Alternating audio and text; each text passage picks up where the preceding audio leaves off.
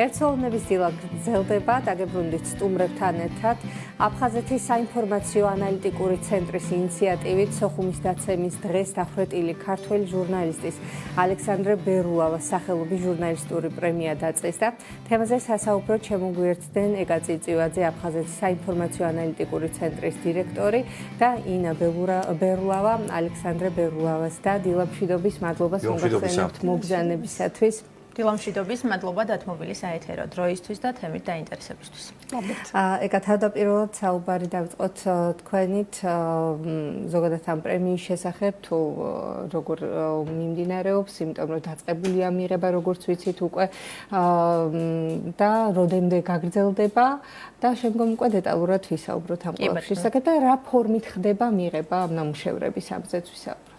დაახლოებით 1 წლის წინ, როდესაც აფხაზეთის საინფორმაციო ანალიტიკური ცენტრის ხელმძღვანელი გავხდი და ჩემი პრიორიტეტები პროექტები ჩამოწერა, ერთ-ერთი იყო ცნობიერების დონის ამაღლება საზოგადოებაში აფხაზეთის თემებთან დაკავშირებით და ცნობიერების ამაღლებაში განსაკუთრებულ როლს თამაშობთ თქვენ ჟურნალისტები.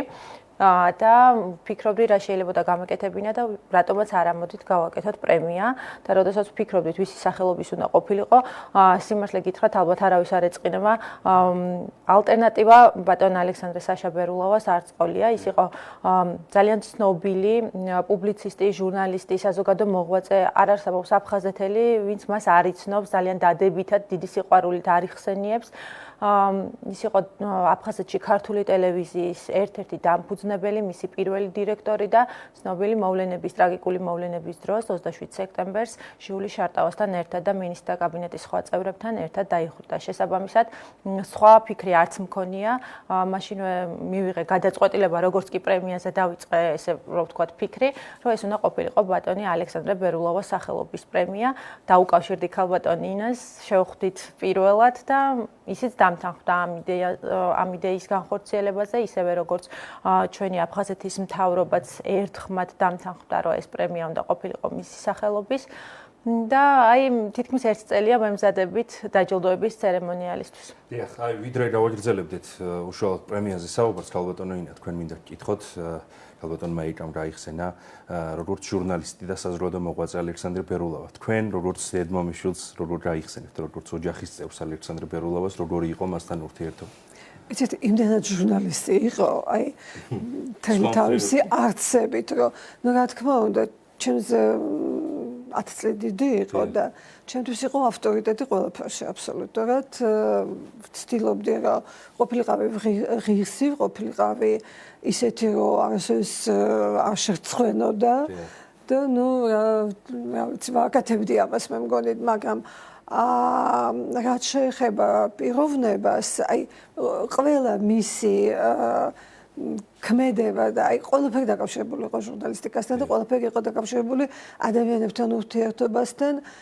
ეს დაგვიტოვა ალბათ მემკვიდრეობით ჩვენთვისაც ყველაზე უფრო მნიშვნელოვანია ადამიანებს შორის ურთიერთობა და კავშირები. აი ბავშვობიდანვე ეთყობა ალბათ ადამიანს ის პატრიოტული სულისკვეთება, ხო? საბოლოო ჯამში რაც დავინახეთ ალექსანდრე ბერულავას ცხოვრებაში, მის ქმედებაში, აი ბოლო დღეებში და სამწუხარო კადრებში, რაც სამწუხაროდ ყველას ნანახი გვაქვს. შეგვიძლია თუ არა ამაზეც ვისაუბროთ, როგორი იყო ის ბავშვობაში?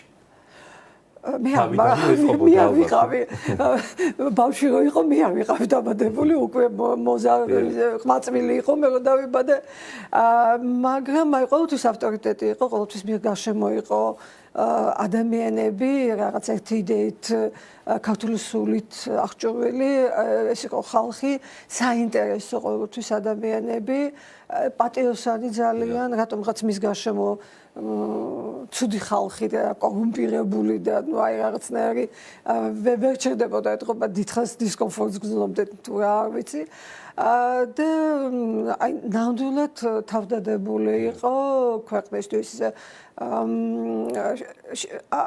ამას რომ ვამბობ, შეიძლება ძალიან პათეტიკურად ჟღერს, მაგრამ აი მართლა ქვეყნის კეთილდღეობა მაგისთვის იყო ყოველთვის მთავარი და ნუ მე ახლა არ მინდა შორს წავიდე, აფხაზეთში ეს ყოველთვის აქტუალური იყო მოსახლეობისთვის.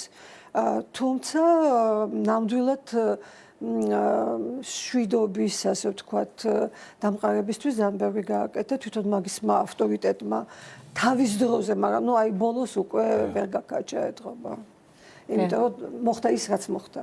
ეკა პრემიას რომ დაუბრუნდეთ ისე რამდენადაც ვიცით 1 ოქტომბრამდე გრძელდება ნამუშევრების და განაცხადების მიღება. რა ფორმით ხდება მიღება და თავისთავად ყავთ შესაბამისი ჟიურის წევრი კომისია, რომელიც გამოავლენს შემდგომ გამარჯვებულებს, ხომ?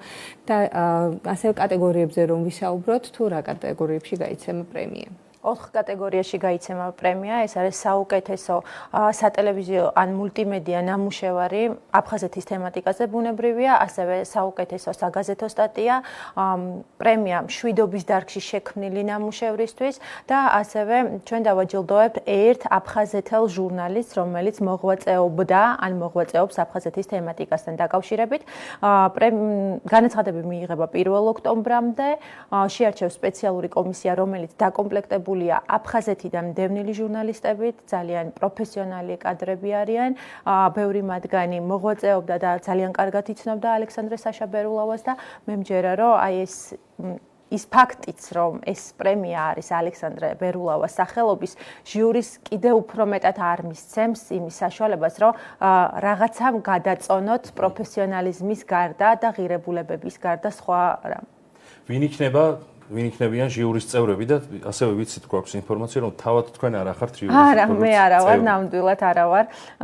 ესე ვერ გავკადნიერდებოდი და ჟიური არის დაკომპლექტებული ძალიან პროფესიონალი კადრებით, მაგრამ არ მინდა დავასახელო თითეული მათგანი, რადგან რაღაცნაირად არ მოხდეს ჟიურიზე რაიმე სახის ზეწოლა. ნუ ბუნებრივია დაჯილდოების ცერემონიალზე ყველა მათგანი იქნება ადგილზე, გამოვლენ სცენაზე, აუცილებლად იტყვიან რა კრიტერიუმებით მოხდა შეფასება, რატო შეარჩიეს გამარჯვებულები და ეს იქნება გამჭვირვალე პროცესი უკვე კონკურსის დასრულების შემდეგ.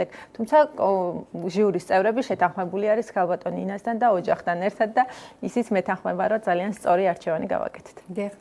და ისევ და ისევ ნამუშევრებს რომ მიუბრუნდეთ, ეს ნამუშევრები უნდა ეხებოდეს აუცილებლად აფხაზეთს, როგორც აღნიშნეთ, კი და ბეჭდური სახით გამოცემულს, ტელევიზიების მეშვეობით გავრცელებულ ინფორმაციას და კიდევ საინტერესო არის ის თუ როგორ მოხდება რა ფორმით ჩაბარება. ეს არის ელექტრონულ ვებგვერდზე უნდა დაგიკავშირდნენ თქვაც და ისე უნდა მოგეწოდონ ნამუშევრები თუ აი როგორ ხდება ეს ყველანაირი ფორმით მივიღებთ. კი ბატონო, ყველანაირი ფორმით მივიღებთ, თუ ვინმე სურს რომ ოფისში მოვიდეს ჩვენ ოფისი არის თამარაშვილის 15A, შეუძლია ესე ჩაგვაბაროს, თუმცა დღეს ისეთი გამარტივებული არის ელექტრონული მისამართით გადმოგზავნა, რომ არ მგონი აქ რაიმე სახის სირთულე იყოს. ჩვენს ოფიციალურ საიტზე არის გამოქვეყნებული მეილიც, სადაც შეუძლიათ რომ ჩვეულებრივ გადმოაგზავნონ ლინკები სიუჟეტის შემთხვევაში და სკრინები გაზეთის შემთხვევაში ან PDF ვერსიები. ბოლო 1 წლის განმავლობაში უნდა იყოს ბოლო 1 წლის განმავლობაში შექმნილი მასალა. ცნობიერების ამაღლება ახსენით რა ბატონო ეკადა საინტერესოა, რამდენად ჭირდება დღევანდელ ახალგაზრდობას, თანამედროვე საზოგადოებას, ჩვენ ყველას რამდენად გვჭირდება აფხაზეთთან დაკავშირებით მეტად უფრო მეტი ინფორმაცია გქონდეს, რომ პირდაპირ გეტყვით, რომ ძალიან გვჭირდება ნამდვილად და ზოგადად პირველ რიგში ვიტყვი, რომ წელს მივიღებთ იმ ნამუშევრებს, რომელიც უკვე იყო შექმნილი აფხაზეთის თემატიკაზე, მაგრამ მე მჯერა, რომ ეს პრემია ისეთი წონიანი პრემია იქნება, ისეთი გავლენიანი, ისეთი პრესტიჟული პრემია იქნება, რომ მომავალი წლიდან კონკრეტულად ამ პრემიისთვისაც კი შეიქმნება ნამუშევრები. რაც შეეხება თვითონ ცნობიერების ამაღლების მნიშვნელობას აფხაზეთის თემატიკაზე და მშვიდობის მიმართულებაზე, ეს არის გადამწყვეტად მნიშვნელოვანი, მით უმეტეს ჩვენ კიდევ ღია კონფლიქტურ სიტუაციაში ვართ, ხო? სამშვიდობო ჟურნალისტიკაზე მომუშავე ჟურნალისტები ამ მიმართულებით ძალიან ცოტანი არიან სამწუხაროდ დღეს საქართველოში. რაც უფრო მეტად იგრძნობენ ჟურნალისტები, რა მნიშვნელოვანია მათი როლი ამ პროცესში, ეს მთლიანად საზოგადოებისთვის იქნება უკეთესი. სამშვიდობო ჟურნალისტიკის მიმართულებით მომუშავე ჟურნალისტები ერთ დღეში არ ყალიბდებიან. ისინი უნდა იცნობდნენ კონფლიქტის დასაწყისს, როგორ მიმდინარეობდა კონფლიქტი, როგორ სრულდება, ან სად არის ამ ეტაპზე გაჩერებული. და ამ პროცესში ისინი ფოკუსირებას უნდა ახდენდნენ კონფლიქტით დაშორებული საზოგადოების საზოგადოების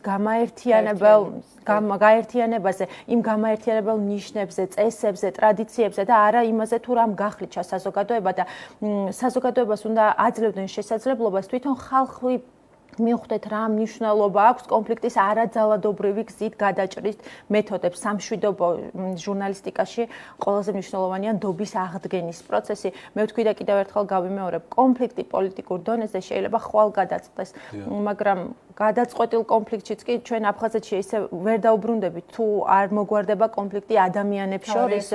დიახ, ურთიერთობები ჩვენ მხოლოდ ტერიტორია არ გვაქვს დასაბრუნებელი, გვაქვს დასაბრუნებელი ადამიანური ურთიერთობები, ხალხი გვყავს დასაბრუნებელი. და აი ამაში ჟურნალისტების როლი შეიძლება, იმიტომ რომ მე თვითონ ჟურნალისტი ვარ, მე ვფიქრობ, რომ განუსაზღვრელია, განუზომელია და ეს ჟურნალისტებმაც კარგად უნდა გაითავისონ. შეიძლება მეც დავამატებდი, რომ გარდა ამისა ეს მნიშვნელოვანია არა მარტო დევნილი საზოგადოებისთვის და არა მარტო კონფლიქტში ჩართული მოსახლეობის, არამედ სრულიად საქართველოსთვის, ახალი თაობებისთვის, იმიტომ რომ ჩვენ ერთი ვართ, ჩვენ ვართ ერთი, ჩვენ გვაქვს ერთი ისტორია, ჩვენ უნდა გქონდეს ერთი ტკივილი და ერთი განცდები. და აი როდესაც შეუწყობს ხელი ეს პრემია სწორედ ქავტონოინა, რომ მომავალ თაობაში ეს თუნდაც ცნობიერება უფრო მეტად ამაღლდეს და ხელი შეუწყოს ამ ურთიერთობების დათბობას და აღდგენას. მე ვფიქრობ, რომ ადამიანისადმი პატივისცემა, პროფესიონალიზმისადმი პატივისცემა ეს მნიშვნელოვანია და ახალგაზრდებმა, ახალმა თაობამ უნდა იცოდეს, რომ ის, რასაც ისინი გააკეთებენ, იქნება დაფასებული საქართველოში, ქვეყანაში, რომელიც აი აფასებს ადამიანის თავდადებულობას, პროფესიონალიზმს და მოქალაქეობრივ ასოთმებას ხო რაღაც დიდს. როგორ განვითარდა მოვლენები აი რთული კადრების შემდეგ საინტერესოა. ესეც მოხერხდა თუ არა გადმოსვენება ალექსანდრე პერულოვას? არა მარტო ალექსანდრესი, ყველა აფხაზეთელისთვის ის საშა, მათი საშა, მარტო ჩემი კი არა, ყველა აფხაზეთელის საშა, საკმაოდ ბევრი ადამიანი ჯერჯერობით არ არის გადმოსვენებული სამწუხაროდ. დაკარგულია მათი ხედა უყურესი ალბათ ხო? ამაზე რთულია საუბარი. მე პირადად ვფიქრობ, რომ არ არის დაკარგული, ყველამ ყველაფერი იცის, ყველამ არა, გარკვეულ ადამიანებმა უბრალოდ რაღაც ნება არის პოლიტიკური, როდესაც ნაწილი გადმოსვენ და ნაწილი ჯერ არა. სპეციალური კომისია არსებობს, რომელიც აქტიურად მუშაობს ამ თემაზე და წელიწადში რამდენჯერმე ხდება ნეშტების გადმოსვენება და შემდეგ აი სამოქალაქო პანაშვიდები, რომელიც მიმდინარეობს და წითელ ჯვართან ერთად ეს კომისია ძალიან აქტიურად მუშაობს და ჩვენ იმედი გვაქვს, რომ ყველას იდენტიფიცირება მოხდება და ყველა ნეშტი პატივისცემით იქნება დაკრძალული. ჩვენი საუბრის ბოლოს კვლავ პრემიას დავუბრუნდეთ, როგორც გითხარით, ტრადიციული ყოველწლიური იქნება ეს პრემია. და უკვე გამარჯვებულებს მონაწილეებს შესაძლებლობა ექნებათ თუ არა მომდევნო წლებში კიდევ მიიღონ ამ პრემიაზე მონაწილეობა და რა უნდა გაითვალისწინონ ადამიანებმა, რომლებთაც სურთ რომ ამ პრემიაში მიიღონ მონაწილეობა სიმართლე გითხრათ, აი ახლა ვფიქრობ თქვენი კითხვის პარალელურად ექნებათ თუ არა მომავალ წელს, იცით რა, რატომ არა, ჩვენ სახელდაგვარებს არ ვანიჭებთ პრემიას, ჩვენ ვანიჭებთ შინაარს, ნაშრომს, ფორმას. თუ მეორე წელსაც ისინი ისეთ ღირებულ მასალას გამოაქვეყნებენ, რომ პრემიას მეორეჯერაც დაიმსახურებენ, რატო არა ოლიმპიურ ოქროსაც ხო იგებენ ადამიანები რამდენჯერმე. ასე რომ ვისურვებდით, რაც შეიძლება ძალიან უნარიან გარემოში მიმდინარეობდეს მთელი ეს შერჩევის პროცესი და ბევრი ღირებული მასალა შეიქმნას აფხაზეთზე, მშვიდობაზე. ეს ყველაზე მნიშვნელოვანია ჩემთვის, ყველა აფხაზეთელისთვის და ვფიქრობ ამ ეტაპზე ნებისმიერი ქართველისთვის. წარმატებებს ვისურვებთ თქვენ და მონაწილეებს, რა თქმა უნდა. დიდი მადლობა ბრძანებისთვის.